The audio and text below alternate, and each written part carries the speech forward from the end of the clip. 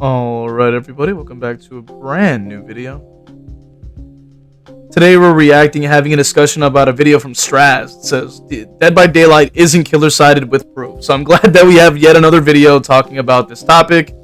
I'm very curious to see what kind of points that are going to be brought up in this, and I'm pretty sure that I've spoken about this topic before. I will link an odds video at the end. I've been really trying to use that as a point for like a point up for evidence and stuff like that, because I think that odds has some really good takes and it really explained all my gripes and issues with the game as a whole. So we'll go ahead and get started.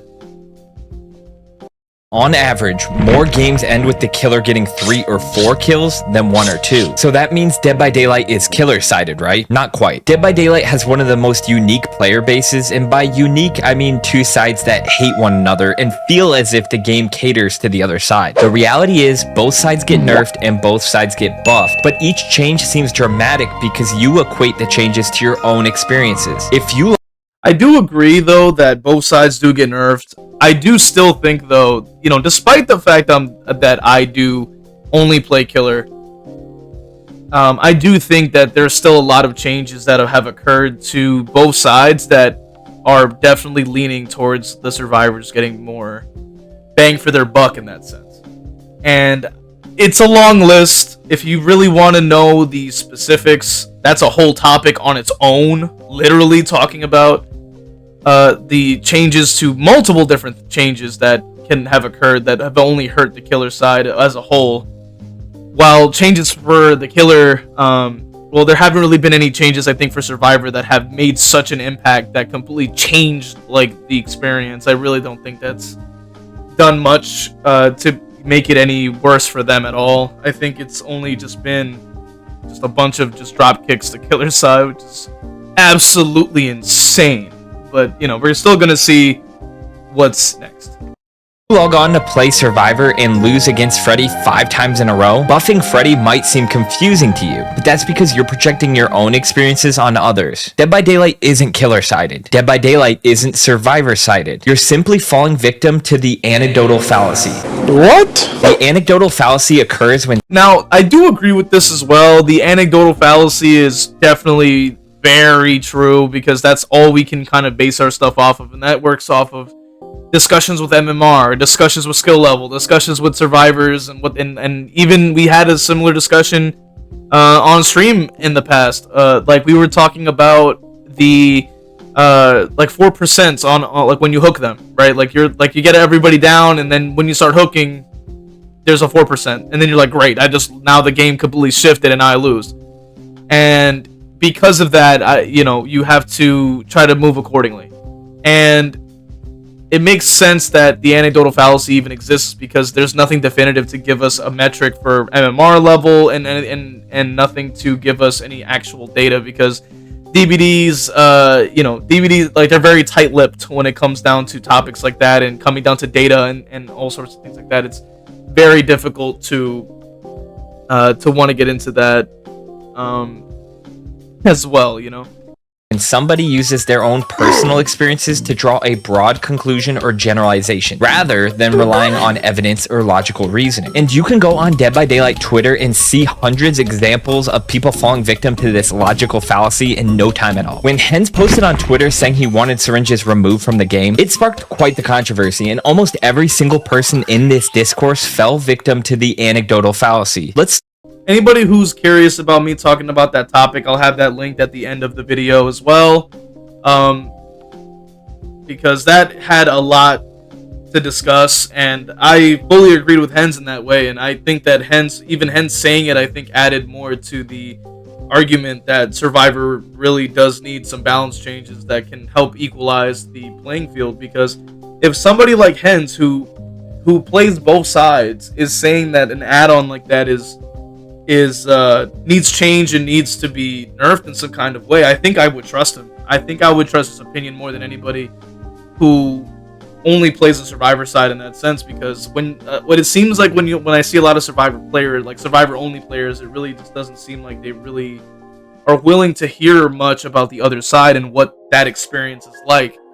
And at least with Hens, he does play both frequently. He posts content about both sides frequently. And, as much as I can go off of my anecdotal fallacy, like, it still is as objective as I can make it, considering. I may not play the side, like, religiously, because I just personally don't find it enjoyable. Other people do, and that's fine. That doesn't mean that it's a bad thing to enjoy the side. I'm just speaking for myself when I say that I don't personally enjoy it.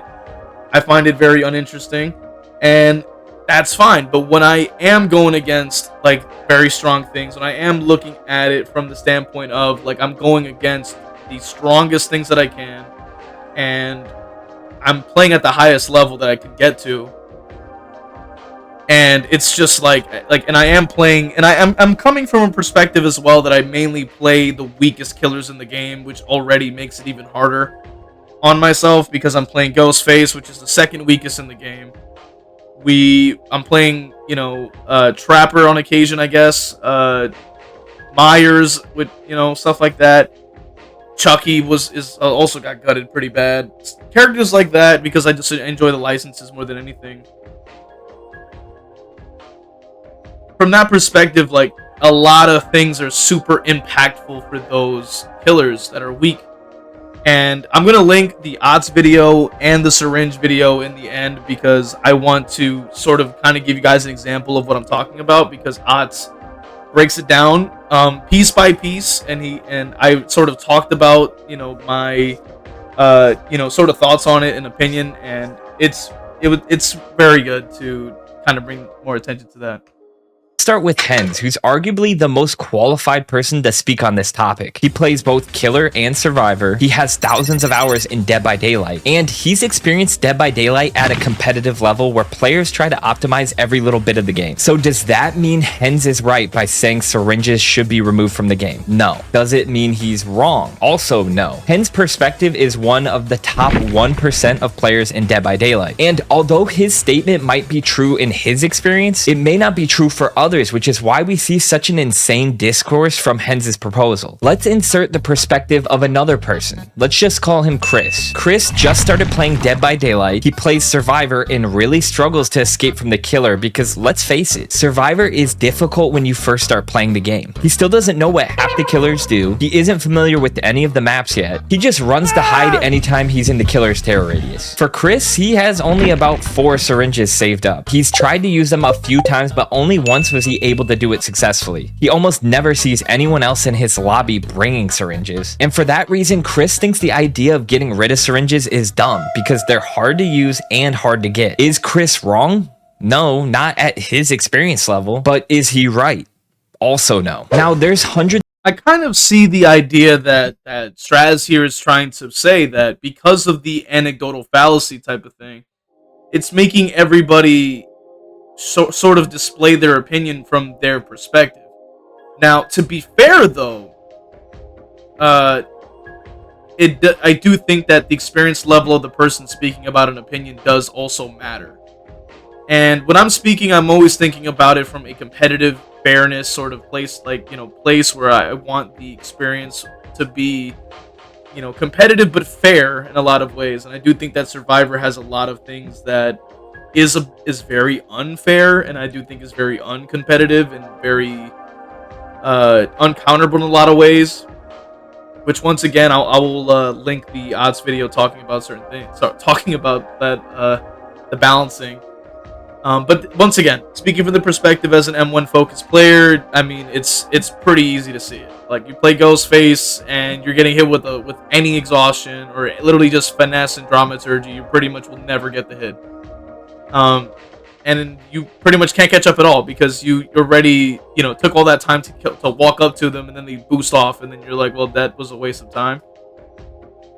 So yeah, like, I understand the concept that he's like, because at least from my perspective, that's objectively wrong. Like, just because you yourself can't get the item and you don't understand how to fully utilize it, doesn't mean that it's not going to be, like, it's not possible to be fully utilized, and is not possible in general to be exploited in various ways. So I would have to say, though, that no, their take is wrong. because, you know, just because something like one person can't use something effectively, making it insanely uncounterable and broken doesn't mean that it's not possible to be done. Like, we're trying, like, I would want to try to iron out those things that can happen, that can cause like things like that to occur. Like, we don't want things like that to happen where, you know, these broken things just exist in the game, and just because most people don't know how to do it doesn't mean that it's still not broken. Hundreds of people involved in this discourse outside of Hens and Chris, but do you see where I'm going with this? There's absolutely no way to be certain about these kinds of things. The only way to make a definitive statement is by having data to back it up, which would be really hard to test. You would basically have to run 100 matches where survivors didn't have syringes, and then compare it to 100 matches where survivors did have syringes. You'd have to look at the difference in results, and then after that, you'd have to run the same test on other ultra rare add-ons to see if the benefits were similar. It's a damn near impossible experiment to run because the killer would have to behave the exact same in all the games in order to get a definite conclusion. Not even the devs would be able to pull off this kind of experiment, but do you know who has the most data to speak on these issues? Technically, the devs. I know, such a terrible take to say the devs would probably be able to bring the most logical argument to the table, but I do disagree to an extent, because it's already been shown like time and time and time again that the devs don't actually play their game and actually engage in any matches that at even remotely, like, you know, more against like sweaty teams. We never see that. You know, they usually just make sure things function correctly, and that's kind of the end of it. But they don't think that they are fully, maybe they are aware when it comes down to like content creators that release that kind of content talking about it, but in most cases, I don't think that they're fully capable or fully aware of those kinds of things, at least in my opinion. Just judging by certain balancing and changes of that nature, at least in my perspective. But sadly, it's true. They have access to data that we unfortunately don't. But that's not saying experienced players like Hens don't have valid ideas to improve the game. I think it's good Hens brought this topic up. I also think it's good that people bring their opinions into the argument. I'm just wondering why everyone speaks with such certainty. Because the reality is, nobody has any data to back up what they're saying. I recently posted a poll on my YouTube channel asking if the game was killer or survivor-sided. With over 3,500 votes, 21% of people said it was killer-sided. 28% of people said it was balanced, and 52% of people said it was survivor-sided. Look at that data. That means the game is in fact survivor-sided. That's if you ignore the fact that my audience is mainly made up of killer mains. Think of every game you play as an input. The most memorable inputs are most likely going to be the negative ones. Being slugged by a killer and bled out, being camped on hook, being flashbanged and teabagged by bully squads, getting gen rushed early in a match. Even watching a YouTuber experience these things could be considered an input. The more inputs you have, the more likely you are to develop a conclusion in your head about how the game is. If you play against a bully squad every time you log into the game, and then you go on YouTube and watch 2 hours of videos where killers fight back against bully squads, you might begin to assume that that's just how the game is. Killers. Honestly, any of you guys who follow my Twitch, you know, you guys know full well, like, I log in, I get a match, and it's just like, of course it has to be like, I don't get a warm-up. I just get like the survivor teams that have been sweating their balls off for like 3 hours straight. So, you know, I just don't have the energy anymore, you know, to even care about the win at this point. Like, playing my mains has been you know, very unfun, I guess, because of that, because I've just been winning way too much. And my MMR is like stuck in a spot where I can't go, I can't play casually. It's unfortunate. But to add on to what he was saying, like, that's my experience. Honestly, I relate to that. I log in for a match and I'm immediately met with sweaty gen rushing type of teams, you know, playing super optimally, and I'm like, I just don't care. Like, I just don't feel like trying when I log in. I just want to just casually play a match and just, you know, move on with my day. But that's not how you know, that's not what I'm able to do. Have it unfair because survivors can just mess around with them the entire match. But you'd be wrong to assume that's everyone's experience. When it comes to whether the game is killer or survivor-sided, it's just a lot more complex than one or the other. What do we even mean when we say killer or survivor-sided? Are we talking about at the absolute peak MMR when you have tens of thousands of hours in the game? Do they get to determine whether the game is killer or survivor-sided? Are we talking about how the game plays for the greatest amount of people? Because I think we can all admit the game plays a lot differently when you play with friends as survivor compared compared to when you play alone. The game plays a lot differently the higher you go up in MMR compared to when you first start. I don't think it's unreasonable to conclude it probably changes a lot throughout someone's journey in the game. Here's my honest opinion on whether the game is killer or survivor-sided. And mind you, I said opinion because I have no data here to back it up. Just my experiences. I believe when you first start playing the game feels more killer-sided. There's a lot of different killers in the game, and because you might... Yeah, like, I can see that idea. I can understand that, you know, obviously when you're new to the game, it seems as if it's killer-sided, but, you know, the higher the experience level, the more that they start to realize, like, all I have to do is just touch the gens. Because when I have played matches, because I don't play any Survivor, when I have played matches, a lot of the time the team just isn't on the gen.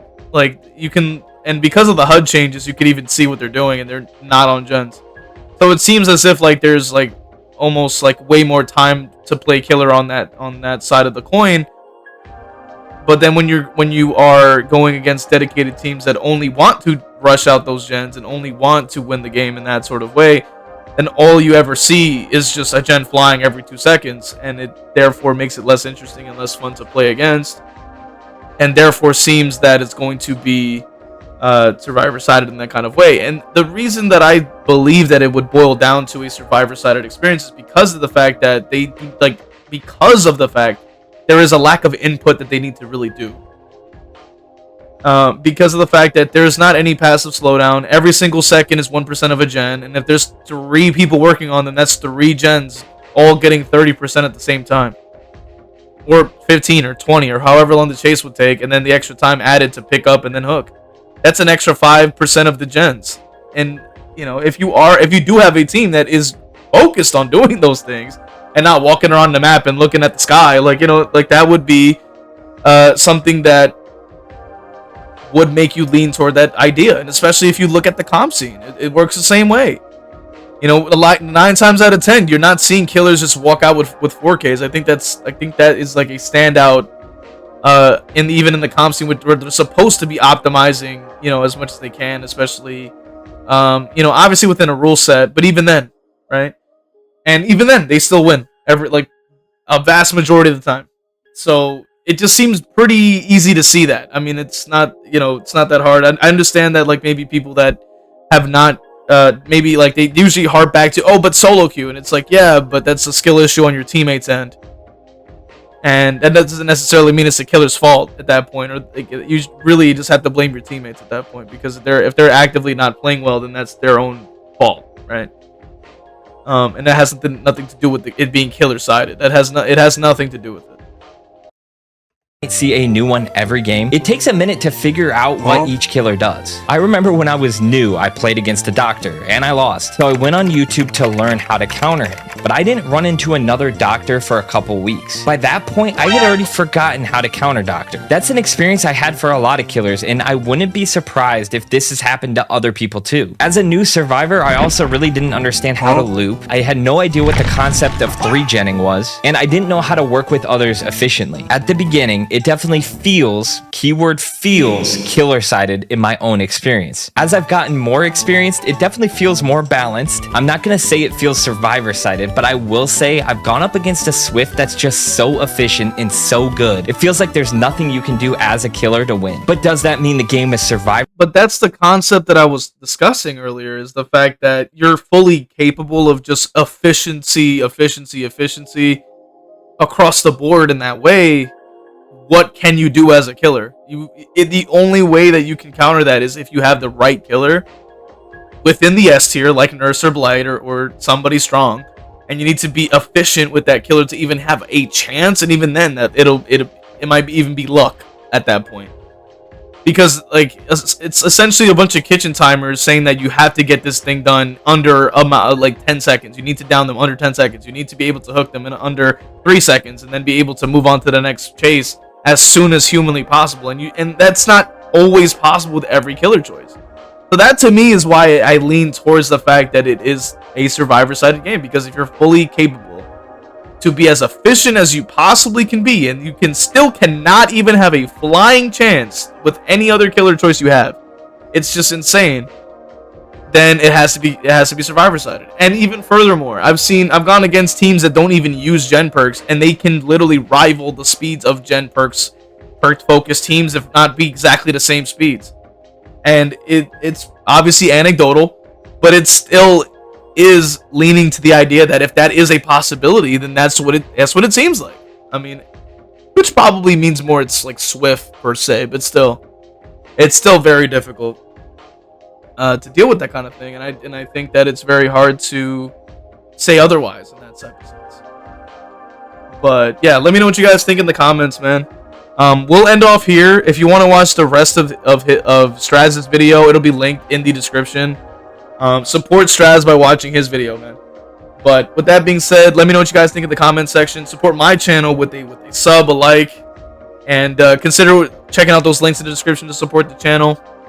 Also, if you want to watch me play Killer live, you can follow on Twitch. And I will see you guys in the next one.